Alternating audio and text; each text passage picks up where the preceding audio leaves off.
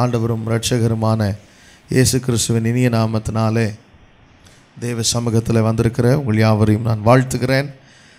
இந்த 4ஆம் மாதத்தில் தேவன் உங்களை ஆசீர்வதிப்பாராக. ஆமென். அல்லேலூயா. ஆண்டவர் என் இருதயத்தில் வைத்த ஒரு வார்த்தையை நான் உங்களோடு கூட பகிர்ந்து கொள்ளப் போகிறேன். ஏசாயா 58ஆம் அதிகாரம் 14ஆம் வசனத்தில் ஆண்டவர் இஸ்ரவேல் ஜனங்களை பார்த்து ஒரு வார்த்தையை சொல்லுகிறார். அப்பொழுது கர்த்தரில் மனமகிழ்ச்சியாயிருப்பாய், பூமியின் உயர்ந்த இடங்களில் உன்னை ஏறி இருக்கும்படி பண்ணி உன் தகப்பனாகிய யாக்கோபுடைய சுதந்திரத்தால் உன்னை போஷிப்பேன். உன் தகப்பனாகிய யாக்கோபுடைய சுதந்திரத்தால் உன்னை போஷிப்பேன். கர்த்தருடைய வாய் இதை சொல்லிற்று. நேற்று தினத்தின் ஆராதனை வேளையில் நான் உங்களுக்கு இந்த வார்த்தைகளை கொஞ்சம் நான் சொன்னேன். உன் தகப்பனாகிய யாக்கோபின் சுதந்திரத்தினால் உன்னை என்ன செய்வேன்? யாக்கோபுடைய சுதந்திரத்தால் உன்னை போஷிப்பேன். அல்லேலூயா. ஆண்டவர் சொல்லியிருக்கலாம், உன் தகப்பனாகிய ஆபிரகாமின் சுதந்திரத்தால் உன்னை என்ன செய்வேன்? போஷிப்பேன். அல்லது உன் தகப்பனாகிய ஆபிரகாம், ஈசாக்கு, யாக்கோபுடைய சுதந்திரத்தால். ஆனால் இங்கே பர்டிகுலராக ஆபிரகாமையும் ஈசாக்கையும் ஸ்கிப் பண்ணிவிட்டு ஆண்டவர் சொல்கிறாரு, யாக்கோபுடைய சுதந்திரத்தால் உன்னை என்ன செய்வேன்? அப்போது யாக்கோபின் சுதந்திரம் என்பது ஏதோ ஸ்பெஷல். ஆமென். அல்லேலூயா. சொல்லுங்கள், யாக்கோபினுடைய சுதந்திரம்னா என்னது? Very special. அல்லேலூயா. வேதத்தில் பரிசுத்தவான்கள் பலர் இந்த காரியத்தை குறித்து சொல்லும்போது, நீங்கள் அவங்க ஆபிரகாமுக்கு தேவன் கொடுத்த வாக்குத்தத்தத்தை, ஈசாக்குக்கு தேவன் கொடுத்த வாக்குத்தத்தத்தை அப்படியே பார்த்துட்டு யாக்கோபுக்கு ஆண்டவர் கொடுத்த வாக்குத்தத்தத்தை பார்த்தீங்கன்னா தெரியும். ஆபிரகாமுக்கு கொடுத்த வாக்குத்தத்தத்தில் ஒரு 4 வரி இருக்குன்னா, ஈசாக்குக்கு கொடுத்த வாக்குத்தத்தத்தில் ஒரு 5 வரி இருக்கும்.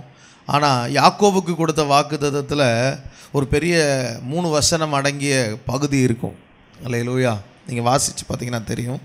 ஆதியாகமம் 13:17 தேசத்தை கொடுப்பேன்னு யாக்கோபுக்கு சொல்லும்போது ஆதியாகமம் 13:17 வாசிக்கலாம். எழுந்து தேசத்தின் நீளமும் அகலமும் எம்மட்டோ அம்மட்டும் நடந்து திரி, உனக்கு அதை தருவேன் என்றார். உனக்கு அதை தருவேன். ஆதியாகமம் 26:3 வாசிக்கலாம். இப்ப இந்த தேசத்திலே வாசம் பண்ணு, நான் உன்னோட கூட இருந்து உன்னை ஆசீர்வதிப்பேன். நான் உனக்கும் உன் சந்ததிக்கும் இந்த தேசங்கள் யாவையும் தந்து உன் தகப்பனாகிய ஆபிரகாமுக்கு நான் இட்ட ஆணையை நிறைவேற்றுவேன். அதுக்கப்புறம் பார்த்தீங்கன்னா 5ஆம் வசனத்தில் சந்ததி வானத்து நட்சத்திரம் போல பெருக பண்ணி உன் சந்ததி இந்த கோத்திரங்கள் என்ன செய்யாவையும் தருவேன். உன் சந்ததிக்குள் பூமியின் சகல ஜாதிகளும் என்ன செய்யப்படும்? ஆசீர்வதிக்கப்படும் என்றார். அதாவது அந்த 3ஆம் வசனமும் 5ஆம் வசனமும் வாக்கு தத்தம். அப்படியே 28க்கு வாங்க. இப்போ யாக்கோபுக்கு ஆண்டவர் வாக்கு தத்தம் கொடுக்குறார். அங்கே 13ஆம் வசனத்திலிருந்து வாசிக்கலாம். அதற்கு மேலாக கர்த்தர் நின்று, நான் உன் தகப்பனாகிய ஆபிரகாமின் தேவனும் ஈசாக்கின் தேவனும் ஆகிய கர்த்தர், நீ படுத்திருக்கிற பூமியை உனக்கும் உன் சந்ததிக்கும் தருவேன். உன் சந்ததி பூமியின் தூளை போல் இருக்கும். நீ மேற்கேயும் கிழக்கேயும் வடக்கேயும் தெற்கேயும் பரம்புவாய். உனக்குள்ளும் உன் சந்ததிக்குள்ளும் பூமியின் வம்சங்கள் எல்லாம் ஆசீர்வதிக்கப்படும். நான் உன்னோட இருந்து, எக்ஸ்ட்ராவா சொல்றாரு, நான் உன்னோட இருந்து நீ போகிற இடத்திலெல்லாம் உன்னை காத்து இந்த தேசத்திற்கு உன்னை திரும்பி வர பண்ணுவேன். நான் உனக்கு சொன்னதை செய்யும் அளவும் உன்னை கைவிடுவதில்லை. அல்லேலூயா. நீங்கள் வாக்கு தத்தங்களை நல்லா வாசித்து பார்த்தீங்கன்னா, ஆபிரகாமுக்கு கொடுத்ததை விட தேசத்தை சுதந்திரிக்கிற வாக்கு தத்தம் மிக உறுதியாக, விரிவாக, ரொம்ப எஃபர்ட்டே இல்லாமல் கொடுக்கப்பட்டது யாருக்கு? ஆபிரகாம்கிட்ட சொல்லும்போது சொன்னார், நீ நடந்து திரி அப்படின்னார். என்ன பண்ணு? தேசம் முழுவதும் சுற்றி வா, சுற்றி பாரு, அதை தருவேன் அப்படின்னார். ஈசாக்கிட்ட அப்பாவுக்கு கொடுத்ததை நான் உடனே தருவேனார். இவன்ட்டு சொல்கிறாரு, வடக்கையும் கிழக்கையும் தெற்கையும் நீ பரம்புவாய், நான் என்ன செய்வேன்? உன்னை பரவ வைப்பேன். அல்லேலூயா. எனக்கு அன்பான தேவனுடைய பிள்ளைகளே, யாக்கோபுக்கு தேவன் கொடுத்த வாக்கு தத்தம் மற்றவர்களுக்கு கொடுத்த வாக்கு தத்தத்தை விட எஃபெக்டிவானது. அதில் மட்டும் இல்லை, சொல்கிறார், நான் உன்னோடு கூட என்ன செய்வேன்? இருப்பேன். நான் சொன்னதை செய்யும் அளவும் உன்னை என்ன செய்ய மாட்டேன்? கைவிட மாட்டேன் என்று ஒரு மாபெரும் வாக்குத்தத்தத்தை ஆபிரகாமுக்கு கொடுத்ததை விட ஒரு பெரிய வாக்குத்தத்தத்தை யாருக்கு கொடுத்தார்? யாக்கோபுக்கு கொடுத்தார். இன்றைக்கி ஆண்டவர் சொல்றாரு, நான் அந்த வாக்குத்தத்தத்தால் உன்னை என்ன செய்வேன்? போஷிப்பேன். சொல்லுங்கள். ஏன்னா ஒரிஜினலாக அன்றைக்கி என்ன கிடையாது அவருக்கு? அவர் எடுத்துகிட்டு போன கொஞ்சோண்டு சாப்பாடு, போனால் சாப்பாடு ஒழுங்காக கிடைக்குமான்றதெல்லாம் கூட என்னது தான், என்ன சொல்லுவார் அவங்க மாமா? கல்யாணம் கட்டி வைப்பாரா, வைக்க மாட்டாரா, அல்லது வேறு ஏதாவது செய்வாரா? எதுவுமே யாருக்கு தெரியாது? யாக்கோபுக்கு தெரியாது. தனியே போகிறான். எல்லாரும் ஒரு பெரிய குடும்பத்தில் பிறந்தவன். ஆபிரகாமின் குடும்பம் ஒரு பெரிய குடும்பம். நமக்கெல்லாம் தெரியும், ஒரு 5000-10,000 பேர் இருக்கிற குடும்பத்தில் பிறந்துட்டு, அந்த குடும்பத்துக்கு இளவரசனாக இருந்துட்டு, ஈசாக்கு குடும்பம் மட்டும் சாதாரண விஷயம் இல்லை. ஈசாக்கு அப்படியே ஜனத்திரள் மிகுந்த பெரிய கூட்டம். அவ்வளோ பெரிய கூட்டத்தில் தலைவனாக இருந்துட்டு எப்பயுமே அந்த ஜனங்களோட இருந்து இஷ்டத்துக்கு ஜாலியாக சாப்பிட்டுக்கிட்டு அவனுடைய வாழ்க்கை என்ன, கூடாரத்தில் இருப்பான். என்ன பண்ணுவான்? ஸ்பெஷலிஸ்ட். எதில் ஸ்பெஷலிஸ்ட்டு? யாக்கோபு இதில் ஸ்பெஷலிஸ்ட், சமைக்கிறதுல ஸ்பெஷலிஸ்ட்டு. நல்லா டேஸ்ட்டாக சமைக்க வேண்டியது அம்மாட்டேருந்து கற்றுக்கிட்டது என்னது தான் அவர்? சமைக்கணும், நல்லா சமைக்கணும், நல்லா என்ன செய்யணும், சாப்பிட்ணும். அந்த ஆடுவெல்லாம் என்ன செய்ய தெரியும், நல்லா மேய்க்க தெரியும். அந்த அந்த சர்க்கிள்லேயே இருந்தவன். அதாவது அவன் அவுட் ஆஃப் சர்க்கிள் போனவனே கிடையாது. இந்த ஏசா கூட வனம் செஞ்சாரி காட்டிலெல்லாம் சுற்றி வருவான் தனியாக போய். ஆனால் அந்த யாக்கோபு தனியாக போய் சுற்றின ஆளே கிடையாது. இவர் எப்பயுமே ஒரு கூட்டத்தோடு இருந்த ஆள். திடீர்னு இன்றைக்கி எங்கே போக வேண்டியது இருக்குது? தனியாக போகணும். எடுத்துகிட்டு போனால் எவ்வளோ லக்கேஜ் எடுத்துகிட்டு போக முடியும் சமைக்கிறதுக்கு? எத்தனை நாள் லக்கேஜ் எடுத்துகிட்டு போக முடியும்? தனியே ஒரு கல். செல்வ செழிப்பாக வாழ்ந்தவனுக்கு நல்லா குஷன். அதாவது நீங்கள் நினைக்கிற மாதிரி இன்றைக்கெலாம் நமக்கு ஃபைபர் இது கிடைக்குது, மைக்ரோ ஃபைபர் தான் நம்ம தலையணை. ஆனால் யாக்கோபுடைய தலையணைலாம் எப்படி இருந்திருக்கும்? ஆட்டு அந்த முடி இருக்குதுல்ல, உள் எவ்வளோ சாஃப்டாக இருக்கும் தெரியுமா? சில பெட்ஷீட்டு நீங்கள் பார்த்தீங்கன்னா இந்த புசு புசு புசுன்னு ஒரிஜினலாக ஹிமாலயன் பிளாங்கெட்ஸ் ஒன்று இருக்கும். அது பார்த்தீங்கன்னா இவ்வளோ மொத்தம், அதாவது வாங்கும் போது இவ்வளோ மொத்தம் இருக்குமா, அதுக்கப்புறம் பார்த்திங்கன்னா இவ்வளோ மொத்தம் ஆயிரும். உள்ளில் செஞ்சது, ஒரிஜினல் உள்ளில் செஞ்ச பிளாங்கெட்டு வருடங்கள் ஆக ஆக அது என்ன செய்யும்? அப்படியே பெருசாகும். நம்ம வாங்குகிற பெட்ஷீட்லாம் வருடங்கள் ஆக ஆக என்ன செஞ்சிடும்? தேஞ்சு சப்பி ஆகிரும். அது பெருசாகும். இவன் வீட்டில் வச்சு யூஸ் பண்ண தலையணை எப்படி இருந்திருக்குன்னா அவ்வளோ சாஃப்டாக இருந்திருக்கும். சின்னதாக வச்சா கூட என்ன ஆயிரும்? மொத்தமாக ஆயிரும். நல்லா பெருசாக நல்லா சொகுசாக வாழ்ந்தவன். அப்படி சொகுசாக வாழ்ந்தவனை இப்போ எங்கே விட்டார் ஆண்டவர்? இப்போ காட்டுக்குள்ளே போகிறான், கல்லை வச்சு படுத்துருக்கிறான். அங்கே இறங்கி வந்து ஆண்டவர் சொல்கிறாரு, நான் உன்னோடு கூட இருப்பேன், நான் உன்னை திரும்ப கொண்டு வருவேன், உன்னை ஆசீர்வதிப்பேன். அல்லேலூயா. யாக்கோபு தனிமைப்படுத்தப்பட்ட நேரத்திலும் அவன் நினச்சிட்டு இருக்கான் நான் தனியாக இருக்கிறேன்னு. ஆண்டவர் சொல்கிறார், நீ தனியாக இல்லை, நான் உன் கூட இருக்கிறேன். அல்லேலூயா. ஒரு வேளை நம்முடைய வாழ்க்கையில் இவங்கெல்லாம் மற்றவங்க யாரும் தனியாக இருந்ததே கிடையாது. என்னால் உறுதியாக சொல்ல முடியும், ஆபிரகாம் தனியாக ஜெபம் பண்ணியிருப்பார், ஈசாக்கு தனியாக தியானிச்சிருப்பார். ஆனால் இந்த யாக்கோபு மட்டும் தனியாக பயணம் பண்ண வேண்டியதாக இருந்தது. ஆமென். சில நேரங்களில் சில பயணங்கள் நம்முடைய வாழ்க்கையில் தனி பயணங்களாக இருக்கலாம். ஆனால் ஆண்டவர் சொல்கிற அந்த தனி பயணங்களில் நான் உன்னோடு கூட இருக்கிறேன். அல்லேலூயா. யாக்கோபின் சுதந்திரம் என்பது சாதாரண விஷயம் கிடையாது. ஒரு பெரிய கூட்டு குடும்பத்தில் இருந்தவன் தனியே நிற்கிறான், வெறும் ஆளாக நிற்கிறான். ஆண்டவர் சொல்கிறார், நான் உன் கூட இருக்கிறேன். ஆமென்.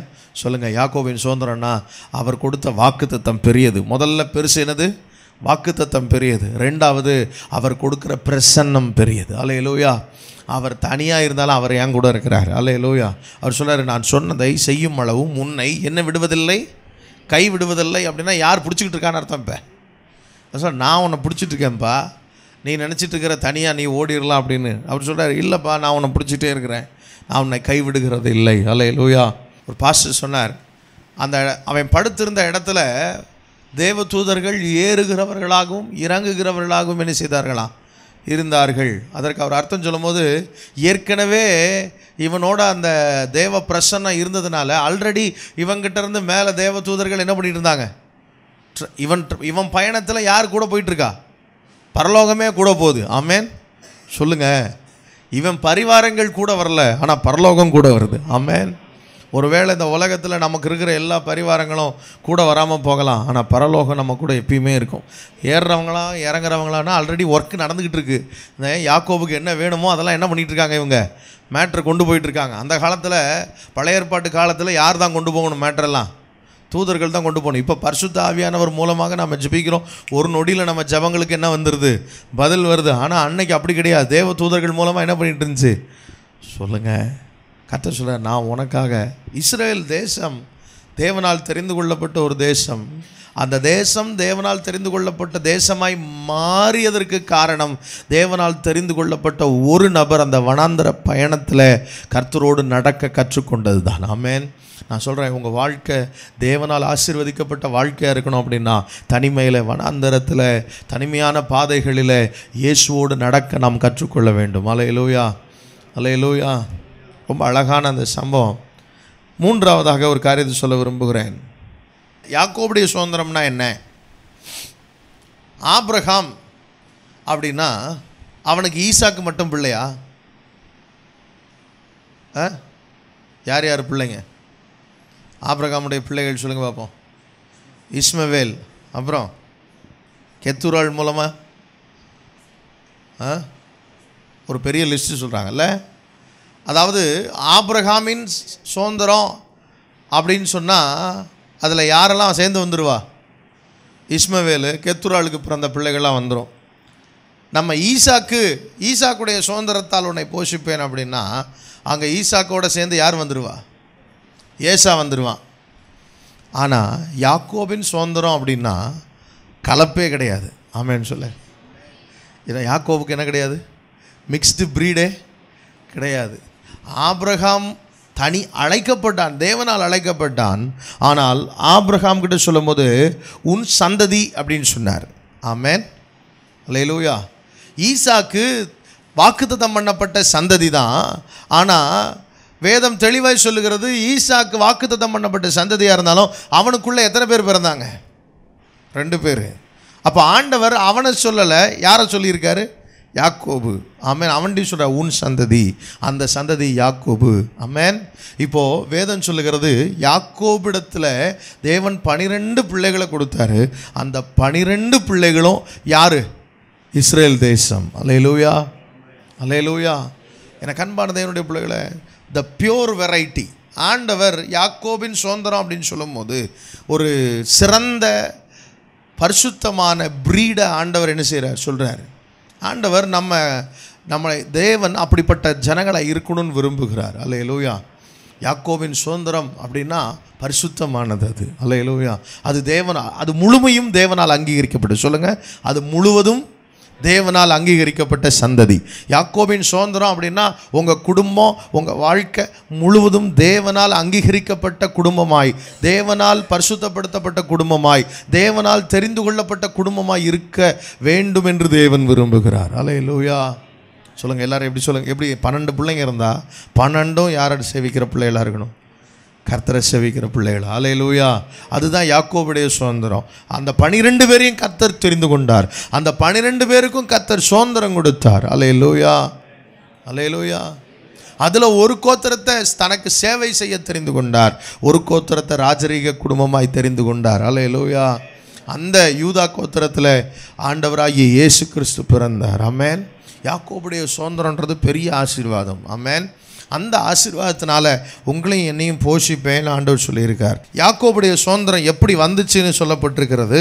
அது வாக்குத்தத்தத்தினால் வந்தது. சொல்லுங்கள் எல்லாரும் சொல்லுங்கள். யாக்கோபுடைய சுதந்திரம் எப்படி வந்துச்சு? வாக்குத்தத்தத்தினால் வந்தது. வாசிக்கலாம். அந்த 12ஆம் வசனத்தை வாசிங்கன்னா, அங்கே அவன் ஒரு சொப்பனம் கண்டான். இதோ ஒரு ஏணி பூமியில வைக்கப்பட்டிருந்தது, அதன் நுனி வானத்தை எட்டி இருந்தது, அதிலே தேவதூதர் ஏறுகிறவர்களும் இறங்குகிறவர்களுமாய் இருந்தார்கள். அதற்கு மேலாக கர்த்தர் நின்று, நான் உன் தகப்பனாகிய ஆபிரகாமின் தேவன். வாக்குத்தத்தத்தை சொல்லுகிறார். ஆமென். கர்த்தர் அதற்கு மேலாக நின்று வாக்குத்தத்தம் கொடுக்கிறார். யாக்கோபின் சுதந்திரத்தை பெற்றுக்கொள்ள வேண்டும் அப்படின்னா ஆண்டவர் சமூகத்திலிருந்து வாக்குத்தத்தங்களை பெற வேண்டும். ஆமென். ஆண்டவர் நம்மோடு கூட பேசுகிற அளவிற்கு, வாக்குத்தத்தங்களை சுதந்திரிக்கிற அளவுக்கு நாம் இருக்க வேண்டும். யாக்கோபுடைய சுதந்திரம் வாக்குத்தத்தத்தால் வந்தது. 20 22 வாசிங்க அதே அதிகாரத்தை. அப்பொழுது யாக்கோபு, தேவன் என்னோடு இருந்து நான் போகிற இந்த வழியிலே என்னை காப்பாற்றி உண்ண ஆகாரமும் உடுக்க வஸ்திரமும் எனக்கு தந்து என்னை என் தகப்பன் வீட்டிற்கு சமாதானத்தோடு திரும்பி வர பண்ணுவார். ஆனால் கர்த்தர் எனக்கு தேவனாயிருப்பார். நான் தூணாக நிறுத்தின இந்த கல் தேவனுக்கு வீடாகும், தேவரீர் எனக்கு தரும் எல்லாவற்றிலும் உமக்கு தசம பாகம் செலுத்துவேன் என்று சொல்லி பொருத்தனை பண்ணி கொண்டார். நல்லா கவனிக்கணும். வாக்கு தத்தத்தினால் வந்தது, பொருத்தனையினால் சீல் பண்ணப்பட்டது, அங்கீகரிக்கப்பட்டது. ஆமென். அவன் சொல்கிறான், ஆண்டவரே நீங்கள் கொடுத்த வாக்கு தத்தத்தை நான் பொருத்தனையினால் என்ன செய்கிறேன், ஏற்றுக்கொள்ளுகிறேன். ஒரு பொருத்தனை பண்ணி ஏற்றுக்கொள்கிறேன் சொல்கிறாரு. நீ போகிற இடத்துலாம் நான் உன்னோடு கூட என்ன செய்வேன், இருப்பேன் அப்படின்னு. இவன் சொல்கிறான், நீர் நான் போகிற இடத்துலலாம் என்னோடு கூட இருந்து. யாக்கோபு கடைசியில் என்ன கேட்குறான் பாருங்க, உன்னை ஆகாரமும் உடுக்க உடையும் கொடுத்து. இவர் போகிறது கல்யாணம் பண்ண, ஆனால் இவருக்கு எதுவே சந்தேகமாக இருக்குது, சாப்பாடு கிடைக்குமான்னு சந்தேகமாக இருக்குது. இவன் சொல்கிறான், உன்னை உடையும் உன்னை ஆகாரமும் உடுக்க உடையும் கொடுத்தா ரொம்ப சந்தோஷம் ஆண்டவரே.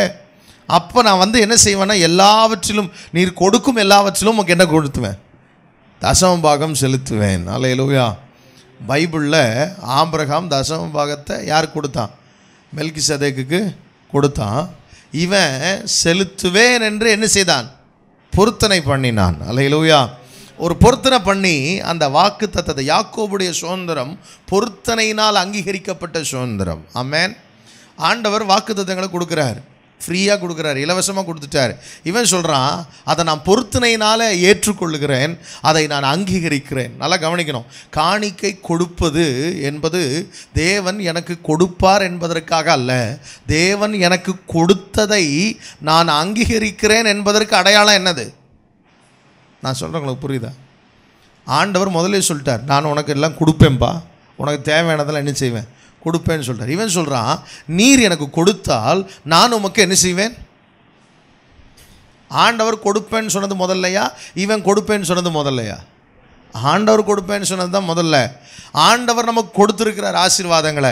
இவன் என்ன பண்ணுறான், ஆண்டவரே நீங்கள் கொடுத்த ஆசீர்வாதங்களை நான் அங்கீகரித்து நான் அதில் களி கூறுகிறதற்கு அடையாளமாய் அதில் ரிட்டன் நான் உமக்கு என்ன செய்வேன், கொடுப்பேன். அல்லேலூயா, அல்லேலூயா. நடந்த சம்பவம் பொருத்தனையினால் அதை என்ன செய்தான், சீல் பண்ணி அங்கீகரித்து வச்சான். 31:41 வாசிக்கலாம். இந்த 20 வருஷ காலம் உம்முடைய வீட்டிலே இருந்தேன். 14 வருஷம் உம்முடைய 2 குமார்த்திகளுக்காகவும் 6 வருஷம் உம்முடைய மந்தைக்காகவும் உம்மிடத்தில் சேவித்தேன். 10 முறை என் சம்பளத்தை மாற்றினீர். 42 என் பிதாவின் தேவனாகிய ஆபிரகாமின் தேவனும் ஈசாக்கின் பயபக்திக்குரியவரும் என்னோடு இராமற் போனால் நீர் இப்பொழுது என்னை வெறுமையாய் என்ன செய்து விட்டிருப்பீர், அனுப்பி விட்டிருப்பீர். தேவன் என் சிறுமையையும் என் கை பிரயாசத்தையும் பார்த்து நேற்று ராத்திரி உம்மை கடிந்து கொண்டார் என்று சொல்லட்டுமா? யாக்கோபின் சுதந்திரம்னா என்ன தெரியுமா? அது முழுக்க முழுக்க தேவ உதவியால் கிடைத்தது. ஆமென், அல்லேலூயா. முழுக்க முழுக்க கர்த்தர். அவன் சொல்றான், கர்த்தர் மாத்திரம் என்னோட இராமற் போனால் நீர் என்னை எப்படி அனுப்பி விட்டிருப்பீர்? எங்கள் அப்பா என்னை வெறுங்கையா அனுப்பின மாதிரியே நீர் என்ன பண்ணியிருப்பீர்? அவன் பிளானே என்னது தான், இவனை வெறுங்கையோடு அனுப்பிடுவோம்டா. 2 பொண்ணுங்களை கட்டி கொடுத்தாச்சு, அப்படியே என்ன செஞ்சுருவோம், அனுப்பிடுவோம். இவனுக்கு ஒன்றும் கிடைக்கக்கூடாதுன்னு நினச்சி அவன் என்ன செய்கிறான், பிளான் பண்ணுறான். அவன் சொல்கிறான் பாருங்க, 10 முறை என் சம்பளத்தை என்ன செஞ்சீங்க, மாற்றி விட்டீங்க. ஒரிஜினலாக லாபான் இவனுக்கு குறையணும்னு பார்த்தான், ஆண்டவர் இவனுக்கு என்ன ஆகணும்னு பார்த்தார். சொல்லுங்கள், லாபானுடைய பிளானெல்லாம் இவர் என்ன பண்ணுறாரு, நஷ்டத்திற்கான லாபானின் திட்டங்களை ஆசீர்வாதத்திற்கான திட்டங்களாய் மாற்றுகிறார். ஆமென். நான் சொல்கிறேன், தேவன் உங்களுக்கு உதவி செய்தா, யாக்கோபுடைய சுதந்திரம்னா என்ன தெரியுமா, கர்த்தர் உதவி செய்வார். ஆனால் அவர் உதவி செய்யும்போது உனக்கு நஷ்டமாக வர்றதெல்லாம் என்னவா மாறும். அல்லேலூயா, அல்லேலூயா. கர்த்தருடைய பிரசன்னம் நம்ம கூட இருக்கும்போது, யாக்கோபு ஆடு நல்லா மேய்ச்சிட்டு இருக்கிறாரு, திடீர்னு பார்த்தா செழிப்பு. இப்போ சம்பளம் சொல்லிட்டாரு, இவர் ஒரு வெரைட்டி சம்பளம் சொல்கிறார். சம்பளம் சொன்னோன்னா அந்த வெரைட்டி குட்டியாக நினைஞ்சிருக்கு போட்டிருக்கு. ஃபஸ்ட்டு டைம் ஒன்றும் தெரியாது யாக்கோபுக்கு, சாதாரணமாக முடிஞ்சு போச்சு. அந்த உடனே அவன் லாபான் அடுத்த முறை மாற்றி இதுதான் அப்படின்னு கர்த்தர் சொப்பனத்தில் சொல்கிறாரு, மகனே இந்த மாதிரி பண்ணு, இந்த மாதிரி பண்ணினா என்ன பண்ணும், எல்லாம் உனக்கு வந்துடும். சொப்பனத்தில் ஒவ்வொரு முறையும் ஆண்டவர் மாற்றி பிளானை கொடுத்து இப்போ சம்பளம் யாருக்கு அதிகமாகிடுச்சு? ஒரிஜினலாக யாக்கோபுடைய சொத்து லாபானுடைய சொத்தை விட என்ன ஆயிடுச்சு? ஒரு குறிப்பிட்ட நேரம் மச்சானுங்கெல்லாம் வர்றானுங்க, வந்துட்டு இங்கே வர்றான், நம்ம மாமாவுக்கு ஆட்டில் எப்படி இருக்குது, நம்மளதை விட நிறைய ஆயிடுச்சுரா, இவன் இப்படியே விட்டானா நம்மளை விட பெரிய கோடீஸ்வரன் ஆயிடுவான் அப்படின்னு வஞ்சனையாக பேசுகிற அளவுக்கு யார் இப்போ பணக்காரர்? வெறுங்கையோடு வந்தவர். எப்படி வந்தவர்? எனக்கு சோறு கொடுத்தா போதும், எனக்கு கொஞ்சோண்டு ட்ரெஸ்ஸு கொடுத்தா போதும்னு சொன்னவருக்கு இப்போ லாபானை விட சொத்து என்ன ஆயிடுச்சு? அதிகமாயிருச்சு. லாபானின் பிள்ளைகள் வந்து பொறாமப்படுற அளவுக்கு என்ன ஆயிடுச்சு? அல்லேலூயா. யாக்கோபுடைய சுதந்திரம்னா சாதாரணமானதல்ல. கர்த்தர் உதவி செய்கிற தேவன். ஆமென். அவர் உங்களுக்கு உதவி செய்வார். அவர் உங்களுக்கு உதவி செய்கிறதுனால உங்கள் கை பிரயாசங்கள், உங்கள் தொழில், இவைகளில் கர்த்தர் ஒரு பெரிய ஆசீர்வாதத்தை கட்டளையிடுவார். அல்லேலூயா, அல்லேலூயா. அது மாத்திரம் இல்லை, யாக்கோபுடைய சுதந்திரம் அப்படின்னா அது சாதாரணமாக தேவ உதவியால் மட்டும் வந்ததில்லை. 32:9 வரைக்கும் வாசிக்கலாம். பின்பு யாக்கோபு என் தகப்பனாகிய ஆபிரகாமின் தேவனும் என் தகப்பனாகிய ஈசாக்கின் தேவனுமாய் இருக்கிறவரே, உன் தேசத்திற்கும் உன் இனத்தாரிடத்திற்கும் திரும்பி போ, உனக்கு நன்மை செய்வேன் என்று என்னோடே சொல்லி இருக்கிற கர்த்தாவே, அடியேனுக்கு தேவரீர் காண்பித்த எல்லா தயவுக்கும் எல்லா சத்தியத்திற்கும் நான் எவ்வளவேனும் பாத்திரன் அல்ல. நான் கோலும் கையுமாய் இந்த யோர்தானை கடந்து போனேன். இப்பொழுது இவ்விரண்டு பரிவாரங்களையும் உடையவன் ஆனேன். என் சகோதரனாகிய ஏசாவின் கைக்கு என்னை தப்புவியும். அவன் வந்து என்னையும் பிள்ளைகளையும் தாய்மார்களையும் முறியடிப்பான் என்று அவனுக்கு நான் பயந்திருக்கிறேன். தேவரீரோ, நான் உனக்கு மெய்யாகவே நன்மை செய்து உன் சந்ததியை எண்ணி முடியாத கடற்கரை மணலை போல மிகவும் பெருக பண்ணுவேன் என்று சொன்னீரே என்றான். போதும். என்ன பண்றாரு இவர்? அவனுடைய சொத்தெல்லாம் ஜெபத்தால் பாதுகாக்கப்பட்டது. சொல்லுங்க, யாக்கோபின் சுதந்திரம் உன்னை போஷிப்பேன் அப்படின்னா ஹீஸ் அ ப்ரேயர் வாரியர். ஜெபத்தால் பாதுகாக்கப்பட்டது. எல்லாரும் சொல்லுங்கள், என் சொத்தெல்லாம் எப்படி பாதுகாக்கப்படணும்? நமக்கு என்ன பிரச்சனை? சொத்தெல்லாம் சம்பாதிச்சிருவோம், ஜெபத்தை விட்டுருவோம், எது போயிடும்? சம்பாதிச்ச பிறகு ஐஸ்வர்யம் வந்த உடனே யாரை விட்டுருவோம்? ஜெபத்தை விட்டுருவோம். யார் வந்து நிற்பா? ஏசா வந்து நிற்பான். அப்புறம் இப்போ ஏசா எதிரில் வந்த உடனே யாக்கோபு என்ன பண்ணான் தெரியுமா? உடனே இவன் பாருங்க, சொத்தில் ஒரு பெரிய பங்கை எடுத்து யாருக்கு கிஃப்ட் கொடுக்குறான்? கிட்டத்தட்ட 5 கோடி ரூபாய்க்கு மேலே டிப்ஸு கொடுக்குறான். யாருக்கு? அடிக்கடி விழக்கூடாது அப்படின்றதுக்காக. ஆனால் அதுக்கு முன்னாடி ஒரு நல்ல வேலை செஞ்சான். என்ன வேலை? ஜெபம் பண்ணினான். அல்லேலூயா. எனக்கு அன்பான தேவனுடைய பிள்ளைகளை, தேவ சமூகத்தில் எவன் ஜெபிக்க கற்றுக்கொள்ளுகிறானோ அவனுடைய வாழ்க்கையில் கர்த்தர் அவனை தப்பு வைக்கிறார். ஆமென். அவனுடைய ஆஸ்தியை தப்பு வைக்கிறார், காப்பாற்றுகிறார்.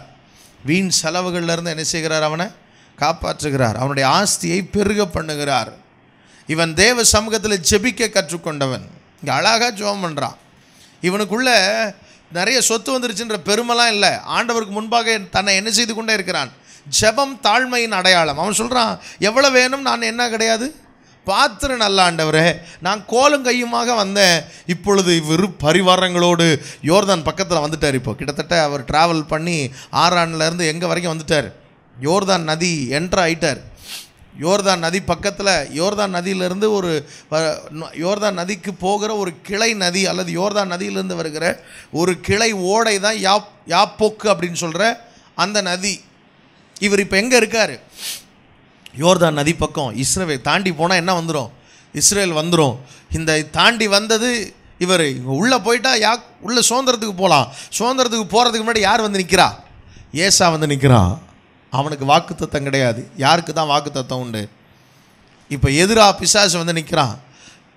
இவன் பாருங்கள், ஜெபம் பண்ணியே மேற்கொண்டான். ஆமென். பிசாசை மேற்கொள்கிறதுக்கு நீங்கள் பிசாசோட ஃபைட் பண்ண தேவையில்லை. நீங்கள் யாரோட போராடினா போதும். சொல்லுங்கள், நம்ம வந்து பிசாசை மேற்கொள்கிறதுக்காக நேரடியாக பிசாசை போய் அடிக்க போகிறேன். நமக்கு போராட்டங்கள் உண்டு. புதிய ஏற்பாட்டு காலத்தில் நம்ம பிசாசுன்னு சொல்லும் போது, சத்ருன்னு சொல்லும் போது நமக்கு எதிராக ஒரு நபர் விரும்புகிறாங்க அப்படின்னா நேரடியாக அவங்ககிட்ட என்ன செய்யக்கூடாது? ஃபைட்டுக்கு போகக்கூடாது. நம்ம யார் சமூகத்தில் உட்காரணும்? தேவ சமூகத்தில் உட்கார்ந்து. இவன் பாருங்கள், ரொம்ப அழகாக தேவனோடு போராடுகிற ஒரு வாழ்க்கையை கற்றுக்கொண்டான். அந்த வசனம் 32ஆம் அதிகாரத்தில் நீங்கள் வாசிச்சிங்கன்னா அவர் அழகா சொல்லுவார். 28ஆம் வசனத்தை வாசிங்க. அப்பொழுது அவர், உன் பேர் இனி யாக்கோபு எனப்படாமல் இஸ்ரவேல் எனப்படும், தேவனோடும் மனிதரோடும் போராடி மேற்கொண்டாயே என்றார். 24ஆம் வசனம், யாக்கோபு பிந்தி தனித்திருந்தான். அப்பொழுது ஒரு புருஷன். சொல்லுங்க, வாழ்க்கையில் அடிக்கடி கற்றுக்கொள்ள வேண்டிய ஒன்று என்னது? தனித்திருத்தல். என்ன இருத்தல்? இந்த மாதம் கொஞ்சம் தனியாக இருக்க பழகுங்க. அந்த எங்கேயாவது ஒரு இடம் தனியாக ரூம் இருந்துச்சுன்னா தனியாக ரூம்குள்ளே ஜோம் பண்ண கற்றுக்குங்க. அப்படி இல்லை எங்கேயாவது காட்டுக்கு போய் ஜோம் பண்ணுவேன் அப்படின்னா எங்கேயாவது வனாந்தரமான ஒரு இடத்துக்கு போய் ஜெபிக்கிறதுல நம்ம தேரணும். நம்ம எப்பயுமே அந்த கூட்டத்தோடு இருந்தே கெட்டு போயிட்டோம். அவன் தனித்திருந்தான். அவன் தனித்திருந்து தேவனோடு போராடினான். வாசிக்கலாம், அந்த வசனம் சொல்லுகிறது. அப்பொழுது ஒரு பொழுது விடியுமளவும் அவனுடைய போராடி அவனை மேற்கொள்ளாததை கண்டு அவனுடைய தொடை சந்தை தொட்டார். அதனால் அவருடனே போராடுகையில் யாக்கோபின் தொடை சந்து சுளுக்கிற்று. அவர் நான் போகட்டும், பொழுது விடுகிறது என்றார். அதற்கு அவன், நீர் என்னை ஆசீர்வதித்தால் ஒழிய உம்மை என்ன செய்ய விடேன் என்றான். அவர், உன் பேர் என்ன என்று கேட்டார். யாக்கோபு என்றான். அப்பொழுது அவர், உன் பேர் இனி யாக்கோபு எனப்படாமல் இஸ்ரவேல் எனப்படும், தேவனோடும் மனிதரோடும் போராடி மேற்கொண்டாயே என்றார். அப்பொழுது யாக்கோபு, உம்முடைய நாமத்தை எனக்கு அறிவிக்க வேண்டும் என்று கேட்டான். அதற்கு அவர், நீ என் நாமத்தை கேட்பானேன் என்று சொல்லி அங்கே அவனை ஆசீர்வதித்தார். நல்லா கவனிக்கணும். இவன் பேர் கேட்டான். இவன்கிட்ட பேர்லாம் என்ன செய்யலை, சொல்லலை. ஆனால் நான் சொல்கிறேன், அங்கே அவனை ஆசீர்வதித்தார். நான் சொல்கிறேன், அவருடைய பேர் என்ன தெரியுமா? ஆசீர்வதிக்கிற தேவன். ஆமென். அவன் அவன் அவன் அந்த இடத்துல பேர் சொல்லலை. அந்த இடத்துல அவன் சொல்கிறான், நான் தேவனை முகமுகமாய் என்ன செய்தேன்? கண்டேன், உயிர் தப்பி பிழைத்தேன் என்று சொல்லி அந்த ஸ்தலத்திற்கு பெனியேல் என்று பெயர். பெனியேல் அப்படின்னா the face of God அப்படின்னு அர்த்தம். தேவனுடைய முகம். எந்த ஒரு மனிதன் தேவனுடைய முகத்தை தரிசிக்கிறானோ அவன் மனிதர்களுடைய முகத்துக்கு முன்பாக வெட்கப்பட்டு போவதில்லை. ஆமென். அல்லேலூயா. அடுத்த அதிகாரத்தில் இவன் திறமையாக எல்லாத்தையும் பண்ணி தேவனை சந்தித்த பிறகு இவனுக்கு பயம் மட்டும் என்ன செய்யலை, குறையில. எல்லாம் பிளான் பண்ணி தன் பிள்ளைகளெல்லாம் பின்னாடி வச்சுட்டு, வேலைக்காரிகளுடைய பிள்ளைகள்லாம் முன்னாடி வச்சுட்டு, ஆடு மாடெல்லாம் கொடுத்து என்ன செய்கிறான், அனுப்புகிறான். இவன் ஏசாவை வர்றான், 400 பேரோட வர்றான். முகமுகம் அவனுக்கு முன்பாக பணிந்து கொண்டு இவன் நேராக போகிறான். வேதம் சொல்லுகிறது அந்த 33ஆம் அதிகாரத்தில் 4ஆம் வசனம், அப்பொழுது ஏசா எதிர்கொண்டு ஓடி வந்து அவனை தழுவி நல்லா கவனிக்கணும், கட்டிக்கொண்டு. ஏசா இவன் நினைச்சான் ஓடி வந்து வெட்ட போறான் அப்படின்னு. ஆனால் அவன் தன்னுடைய குதிரையிலேருந்து அல்லது கழுதையிலேருந்து இறங்கி என்ன பண்ணான், தன் சகோதரனை பார்க்கும்போது இவன் ஒரு பெரிய பரிவாரத்தோடு வர்றான், பெரிய சொத்தோடு வர்றான். அவன் வரும்போது நொண்டிக்கிட்டே வர்றான். எப்படி வர்றான்? ஆடி ஆடி நொண்டி வர்றான். ஏன்னா சுளுக்கி போச்சு காலு, தொட சுளுக்கி நொண்டி வர்றான். பார்த்தான், ஐயோ ஏசா மனசில் என்ன நினச்சிருப்பான் தெரியுமா? எனக்கு பண்ண கெட்ட காரியத்துக்கு கடவுள் என்னை ஏமாத்தினதுக்கு கடவுள் அவன் காலை நொண்டியாக்கிட்டார் போல் இருக்கு. ஏன்னா இன்னும் என்ன மேட்டர்னு கேட்கல. நேற்று நைட்டு தான் சுளுக்கானதுன்னு யாருக்கு தெரியாது?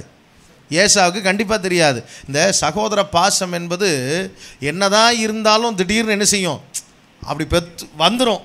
ஏதாவது ஒன்று ஆபத்து வந்துருச்சுன்னா ஓடியாந்துடும். அடிபடாத வரைக்கும் அவன் திமிரு பிடிச்சவன் அப்படின்ட்டு இருப்பாங்க.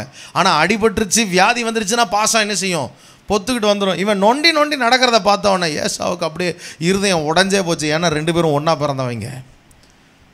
ஓடி வந்து என்ன செஞ்சானா, கட்டி அணைத்து அவனை முத்தம் செய்தான். அவன் கழுத்தை கட்டி கொண்டு அவனை முத்தம் செய்தான். இருவரும் அழுதார்கள். 2 பேரும் அழுகுறாங்க. இவன் எதுக்கு அழுகுறான்னு தெரியாது. நல்ல வேலை யாக்கோபு எப்படி அழுதுருப்பான் தெரியுமா? நல்ல வேலை உயிரோட விட்டான் ஆண்டவர் அவனுக்கு கிருபைன்னு அழுதுருப்பான். ஏசா ஒரிஜினல் பாசத்தில் நினைச்சிருப்பான், அழுதுருப்பான். 2 பேரும் அழுதாங்க, ஆண்டவருக்கே நன்றின்னு. அடுத்த அந்த அந்த அதிகாரத்தில் நடந்தது என்ன தெரியுமா? 17ஆம் வசனம். யாக்கோபு சுக்கோத்திற்கு பிரயாணம் பண்ணி தனக்கு ஒரு வீடு கட்டி தன் மிருக ஜீவன்களுக்கு கொட்டாரங்களை போட்டான். அதனாலே அந்த ஸ்தலத்திற்கு சுக்கோத் என்று பெயரிட்டான். யாக்கோபு பதான் அராமில் இருந்து வந்த பின் கானான் தேசத்தில் இருக்கிற சாலேம் என்னும் சீகேமுடைய பட்டணத்திற்கு அருகே சென்று பட்டணத்திற்கு எதிரே கூடாரம் போட்டான். தான் கூடாரம் போட்ட வெளியின் நிலத்தை சீகேமின் தகப்பனாகிய ஏமோரின் புத்திரர் கையில் 100 வெள்ளி காசுக்கு கொண்டு அங்கே ஒரு பலிபீடத்தை கட்டி அதற்கு ஏல் எல்லோஹே இஸ்ரேல் என்று பெயரிட்டான். அல்லேலூயா. யாக்கோபுடைய சுதந்திரம் வந்து இங்கே செட்டில் ஆன உடனே அவன் செஞ்ச ஒரு காரியம், அங்கே ஒரு பலிபீடத்தை கட்டுகிறதற்காக ஒரு சொந்த நிலத்தை என்ன செய்தான்? ஆபிரகாம் சொந்த நிலத்தை எதுக்கு வாங்கினான்னு சொல்லுங்க பாப்போம். ஆபிரகாம் சொந்த நிலம் வாங்கினது யாருக்காக? மனைவியுடைய கல்லறைக்காக. ஆமென். ஆனால் யாக்கோபு ஒரு சொந்த நிலத்தை வாங்கினா யாருக்காக வாங்கினான்னு சொல்லுங்க? தேவனுக்கு ஒரு பலிபீடம் கட்ட வாங்கினா. அல்லேலூயா, அல்லேலூயா. யாக்கோபுடைய சுதந்திரன்றது என்ன தெரியுமா? பலியினாலே உறுதிப்படுத்தப்பட்டது. ஆமென். அவனுடைய பலிபீடம் சொந்த பலிபீடம். மற்ற இடத்துலலாம் ஆபிரகாம் போன இடத்துலலாம் பலிபீடம் கட்டுவார். அதெல்லாம் யாருடைய பலிபீடம் கிடையாது. யாருதோ ஏதோ ஒரு நிலத்தில் என்ன செய்வார், ஒரு காட்டில் என்ன செய்வார், பலிபீடத்தை கட்டுவார். அங்கே அதுக்கப்புறம் அந்த பலிபீடத்தை விட்டுட்டு என்ன செய்வார்? இவன் சொல்கிறான், இந்த பலிபீடத்தை நான் விட்டுட்டு போகிறதா இல்லை, ஏன்னா நான் இது சொந்த நிலத்தில் கட்டியிருக்கேன். ஆமென். அவன் சொன்னான், நான் தேவனுக்கு ஒரு ஆலயத்தை, கர்த்தருடைய வீடு ஆகும் அப்படின்னு. இவனுக்கு தெரிஞ்ச கர்த்தருடைய வீடெல்லாம் பலிபீடம் தான். அல்லேலூயா. உள்ளே வந்தது உடனே ஒரு பலிபீடத்தை கட்டினான். ஆண்டவர் சொல்கிறாரு, நீ தேவனுக்கு என்று ஒரு பலிபீடத்தை கட்டுகிற நபராக மாறுற அளவுக்கு மாறணும். ஆமென். நம்ம மூலமாக ஒரு ஆலயம் என்ன செய்யப்படணும்? கட்டப்படணும். தேவராஜ்யம் கட்டப்படணும். எத்தனையோ இடங்களில் ஆலயம் கட்டப்படாத இடங்கள் என்ன செய்கிறது? இருக்கிறது. ஆண்டவர் சொன்ன, ஆண்டவர் என் தேசத்தில் நீங்கள் என்னை ஆசீர்வதிச்சு என்னை பெருக பண்ணால் நான் உமக்கு ஒரு ஆலயத்தை என்ன செய்யணும்? கட்டணும். அல்லேலூயா, அல்லேலூயா. ஆசீர்வதிப்பாரா? ஆசீர்வதிக்க மாட்டாரா? நம்ம வீட்டுக்கு, நம்ம சாப்பாட்டுக்கு, நம்ம வீடு கட்டுறதுக்கே இல்லாத அளவுக்கு நம்ம என்ன செய்யக்கூடாது? யாக்கோபு ஒரு வீடு கட்டினான். இருக்கா?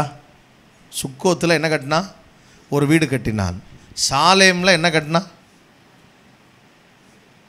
பலிபீடம் கட்டினான். ஒரு இடத்த வாங்கி, சுக்கோத்தில் ஒரு இடத்த வாங்கி என்னதை கட்டினான்? வீட்டை கட்டினான். அங்கே இடத்த வாங்கினதை பற்றி என்ன செய்யப்படல, சொல்லப்படல. ஆனால் சுக்கோத்தில் யார் இடத்துல கட்டினான்னு தெரில. ஆனால் இங்கே வேதம் தெளிவாய் சொல்லுகிறது, சொந்தமாக கிரயத்துக்கு கொடுத்து ஒரு இடத்த வாங்கி என்னத்தை கட்டினான்? ஒரு பலிபீடத்தை கட்டினான். கர்த்தர் உங்களுக்கு ஒரு நல்ல வீட்டையும் கொடுக்கணும், நீங்கள் தேவனுக்குன்னு ஒரு வீட்டையும் கட்டணும். அந்த அளவுக்கு. ஆமென். அல்லேலூயா. எங்கேயாவது ஆலயம் இல்லாத இடத்துல ஒரு 5 லட்சமோ 10 லட்சமோ போட்டு ஒரு ஆலயத்தை கட்டுற அளவுக்கு வைராக்கியம் என்ன செய்யணும்? ஆண்டவரே, நான் உமக்காக செலவு பண்ணணும்னு எழும்பணும். நம்ம சபையிலேருந்து அட்லீஸ்ட்டு 100 சபையாவது நம்ம ஜனங்க கட்டி கொடுக்கணும். அல்லேலூயா. சொல்லுங்கள். இருக்கிற இடத்துலையே கட்டப்படாது. எப்படி கட்டப்படாது? நம்ம எப்போ அப்படின்னு கேட்டால் இருக்கிற இடத்துலையே கட்டிக்கிட்டு இருப்போம். ஆண்டவர் சொல்ல, இல்லாத இடத்துல கட்டு. என்ன பண்ணு? ஆமாம், நம்ம கண்ணு காணாத இடத்துல எங்கேயாவது ஒரு இடத்துல, வட இந்தியாவிலையோ எங்கேயாவது ஒரு இடத்துல ஆலயத்தை என்ன செய்யணும்? கட்டணும். ஏதோ ஒரு கிராமத்தில் கர்த்தர் அப்படி நம்மை ஆசீர்வதிக்கணும். அதுதான் யாக்கோபின் சுதந்திரம். அவன் சொந்தமாக இடத்த வாங்கி என்ன பண்ணான்? கர்த்தருக்கு ஒரு பலிபீடத்தை கட்டினான். ஆண்டவர் அவனுடைய சந்ததியை ஆசீர்வதித்தார். அல்லேலூயா. இன்றைக்கு வரைக்கும் நிலச்சிருக்கிற சந்ததியை கொடுத்தார். ஆமென். நம்ம எல்லாரும் கண்களை மூடி ஆண்டவரை நோக்கி பார்க்க போகிறோம். இந்த காலை வேளையில் யாக்கோபுடைய சுதந்திரம் உங்கள் வாழ்க்கையில் உண்டாவதாக. யாக்கோபின் தேவன் உங்களுக்கு உயர்ந்த அடைக்கலமாவாராக. தகப்பனே, இயேசுவின் நாமத்தினால் நம்முடைய சமூகத்தில் வருகிறோம். ஆண்டவரே, இந்த முதல் நாளில், ஆண்டவரே, ஏப்ரல் மாதத்தின் முதல் நாளில் நம்முடைய பிள்ளைகளை நீர் யாக்கோபின் சுதந்திரத்தால் போஷிக்கும்படியாய் ஆசீர்வதிக்கிறோம். ஆண்டவரே, அப்பா, உமக்கு நன்றி அப்பா, நன்றி அப்பா. தனியே இருந்த யாக்கோபை வாக்கு கிடந்த ஆண்டவரை உறுதிப்படுத்தி, வாக்குத்தத்தம் சொல்லி உறுதிப்படுத்தி, பலப்படுத்தி, அவனுக்கு உதவி செய்து, ஆண்டவரே, அவனை துறளாய் பெருக பண்ண பாதுகாத்தீரே, உமக்கு ஸ்தோத்திரம். ஆண்டவரே, அவனை ஆசீர்வதித்தீரே, ஸ்தோத்திரம்.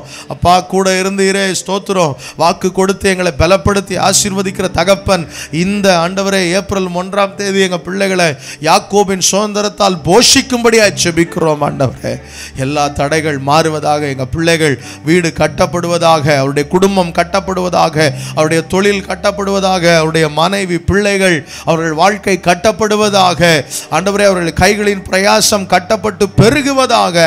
இவர்கள் மூலமாய் ஆண்டவரே பலிபீடம் கட்டப்பட்டது போல ஆலயங்கள் கட்டப்படுவதாக. எங்க பிள்ளைகள் அப்படி ஐஸ்வர்யத்தால் நிரப்பும்படியா நான் ஜெபிக்கிறேன். ஆண்டவரே, உம்மை விட்டு பிரிக்காத ஐஸ்வர்யத்தை தருவீராக. உம்மோடு நெருங்கி வாழ்கிற அனுபவத்தை தருவீராக. இந்த மாதத்தில் அதிகமாய் தனிப்பட்ட விதத்தில் உம்மோடு நெருங்கி பேச, உறவாட கர்த்தர் உதவி செய்வீராக. அப்பா, இயேசு கிறிஸ்துவின் நாமத்தில் ஆசீர்வதித்து ஜெபிக்கிற நல்ல பிதாவே.